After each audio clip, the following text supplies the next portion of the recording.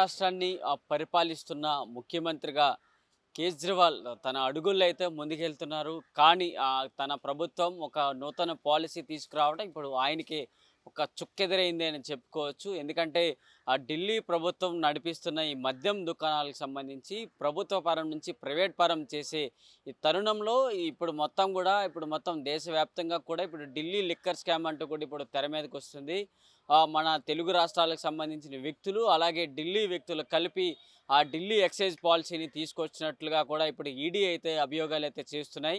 ఈ తరుణంలోనే మొత్తంగా ఈ ఢిల్లీలోని రోజ్ అవెన్యూ కోర్ట్ కావచ్చు, ఢిల్లీలోని ఈడీ ఈడీ కార్యాలయం కావచ్చు, మొత్తం కూడా ఈ అధికారులు ఇటు అక్కడ ఉన్న వ్యక్తులందరి మధ్య కూడా ఒక చర్చనీయాంశంగా మారుతోంది. దర్యాప్తు సంస్థలైతే ఈడీ కావచ్చు, సిబిఐ కావచ్చు, 2 దర్యాప్తు సంస్థలు కూడా ఎవరెవరైతే ఈ లిక్కర్ స్కామ్‌లో ఉన్నారో వారందరిపైన టార్గెట్ చేస్తూ విచారణకి సంబంధించి వారిని టేకప్ చేస్తూ వారి దగ్గర నుంచి వాంగ్మూలాలు తీసుకుంటూ కూడా ముందుకు అడుగులేస్తున్నారు.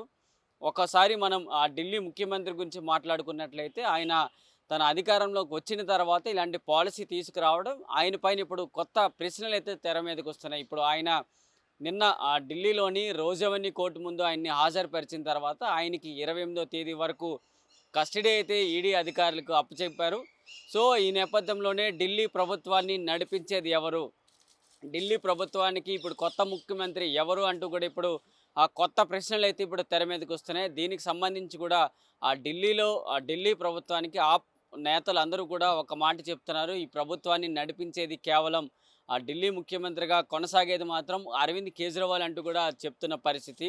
అలాగే లీగల్ సెల్‌కి సంబంధించి ఆయన అడ్వకేట్లు కావచ్చు, ఆ పార్టీని లీగల్ సెల్ చూసుకునే అడ్వకేట్లు కూడా కేవలం ఒక మాటమే చెప్తున్నారు.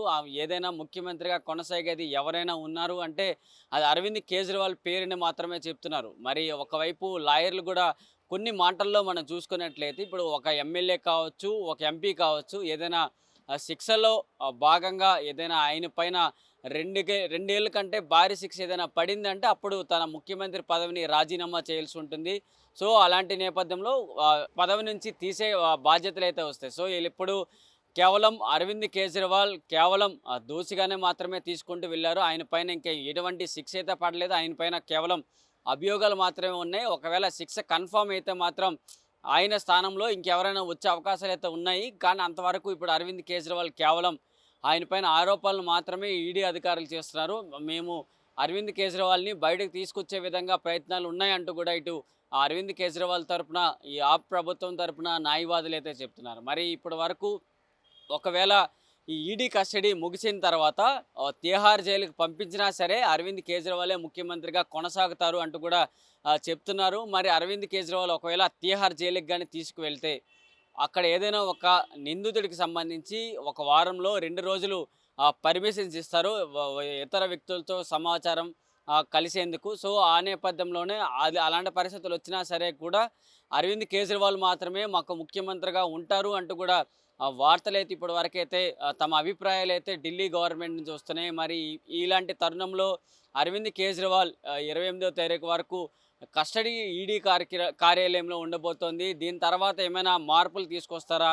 లేకపోతే 28 తేదీలోనే అరవింద్ కేజ్రీవాల్ దగ్గర నుంచి రావాల్సిన డేటా మొత్తం ఈడీ అధికారులు తీసుకొని అరవింద్ కేజ్రీవాల్‌కు బెయిల్ ఇచ్చి బయటికి రిలీజ్ చేస్తారనే దానికి కూడా ఒక స్పష్టత రావాల్సి ఉంది. మరి ఇప్పటి వరకు మొదటి నుంచి మనం చూసుకున్నట్లయితే ఢిల్లీ ఎక్సైజ్ పాలసీలో తీసుకొచ్చిన ఈ చట్టం ద్వారా అప్పటి నుంచే ఇటు సౌత్ గ్రూప్‌కి సంబంధించిన వ్యక్తులు ఈ కవిత కావచ్చు, మాగుంట రాఘవులు కావచ్చు, శ్రీనివాసులు కావచ్చు, కవిత పిఎల్ కావచ్చు, బుచ్చిబాబు కావచ్చు, శరత్ చంద్రారెడ్డి కావచ్చు, చాలామంది పేర్లు ఈడీ అధికారులు అలాగే సిబిఐ అధికారులు తెర మీదకి తీసుకొచ్చారు.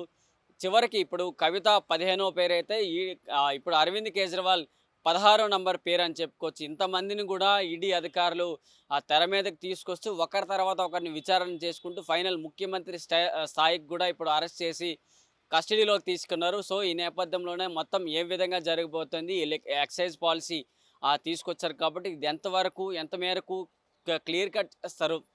ఎన్నికలకు ముందే ఇదంతా కూడా ఒక ముఖ్యమంత్రి కావచ్చు, ఇటు ప్రతిపక్షాలను అణిచివేసేందుకు మాత్రమే ఇలాంటి టార్గెట్లు జరుగుతున్నాయంటూ కూడా కొంతమంది విమర్శలైతే చేస్తున్నారు. మరి ఎన్నికలకు ముందు ఈ నేతల్ని విచారించిన తర్వాత విడిచిపెడతారా? లేకపోతే కస్టడీని పొడిగిస్తూ తిహార్ జైలుకి గానీ జ్యుడిషియల్ రిమాండ్‌కి ఏమైనా పంపిస్తారన్న అంశాలకు మాత్రం 28వ తేదీన అరవింద్ కేజ్రీవాల్‌ది ఫైనల్ ఇక్కడ కస్టడీ ఉండబోతుంది. మరోవైపు కవితకు సంబంధించి ఈరోజు కవితను కూడా కస్టడీలోకి తీసుకున్న తర్వాత 7 రోజులు విచారణ తర్వాత ఈరోజు మరోసారి కోర్టు ముందైతే హాజరుపరిచారు. మరోసారి 5 రోజులు కస్టడీకి కావాలంటూ కూడా ఈడీ అధికారులైతే కోరుకున్నారు. సో, 5 రోజులకి కాదు 3 రోజులైతే కోర్టు అయితే ఇచ్చింది. మరి 26న కవిత మరోసారి ఫైనల్ ఉండబోతోంది. ఇక్కడ 28న అరవింద్ కేజ్రీవాల్‌ది ఫైనల్ అయిన తర్వాత మనకి మరింత అప్డేట్స్ వచ్చే అవకాశాలైతే కనిపిస్తాయి. అంతవరకు ఢిల్లీ ముఖ్యమంత్రిగా పీఠం మీద మరి ఇంకో వ్యక్తి మారే అవకాశాలు లేదంటూ కూడా ఢిల్లీకి సంబంధించి ఆప్ నేతలైతే చెప్తున్నారు. మరి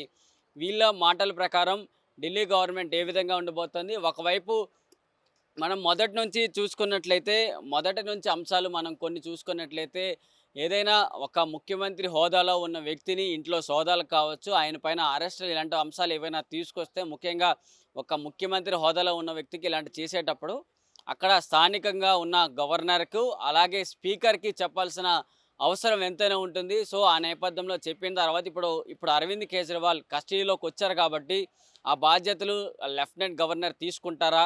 లేదనేది కూడా ఇప్పుడు ఒక స్పష్టత రావాల్సింది. ఎందుకంటే ఒక రాష్ట్రాన్ని మెయిన్ వ్యక్తులు ఎవరైనా పరిపాలిస్తున్నారు అంటే ప్రజల ద్వారా అధికారంలోకి వచ్చిన ముఖ్యమంత్రి, అలాగే నామినేటెడ్ పోస్టుల ద్వారా గవర్నర్లు ఈ స్థాయిలో ఉండబోతారు. సో, వీళ్ళిద్దరి చేతిలోనే ఒక రాష్ట్రాన్ని బాగోగులు చూసుకోవాల్సిన బాధ్యతలు గవర్నర్‌కి, ముఖ్యమంత్రి ఇద్దరికే ఉంటాయి కాబట్టి ఇప్పుడు ముఖ్యమంత్రి కస్టడీలోకి వెళ్లారు కాబట్టి ఆ బాధ్యతలు గవర్నర్ తీసుకుంటారా?